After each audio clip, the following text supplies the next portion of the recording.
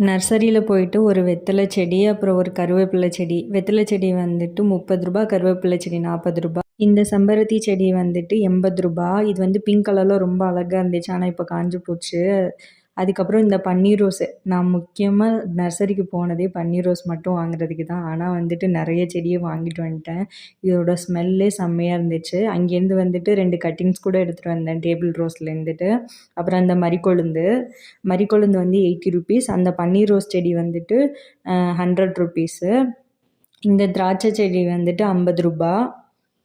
இது வரைக்கும் வாங்கின ஸ்ட்ராபெரி எல்லாமே ₹100க்கு தான் வாங்கியிருப்பேன். ஆனால் வந்து இது புது நர்சரினால இங்கே வந்து ₹150. ஏன்னா அந்த தொட்டியோடு தந்திருக்காங்க அப்படின்னு சொன்னாங்க. அதுக்கப்புறம் இந்த கொத்து கொத்தா அவ்வளோ ரோஸ் இருந்தது. 2-3 நாள் ஆனதுக்கப்புறம் வந்து காஞ்சு போச்சு. அதுக்கப்புறம் இந்த சாமந்தி செடி, இது வந்து ₹50. அந்த ரோஸ் செடி வந்துட்டு ₹150. இந்த ஆர்னமெண்டல் மிளகாய் செடி வந்துட்டு நான் ஃப்ரீயாக வாங்கிட்டு வந்தேன், நிறைய செடி வாங்கினதால. அதுக்கப்புறம் செடிக்கு தேவையான உரம், அப்புறம் மண்புழு உரம் எல்லாமே இங்கேயே வந்து வாங்கிட்டு வந்துட்டேன்.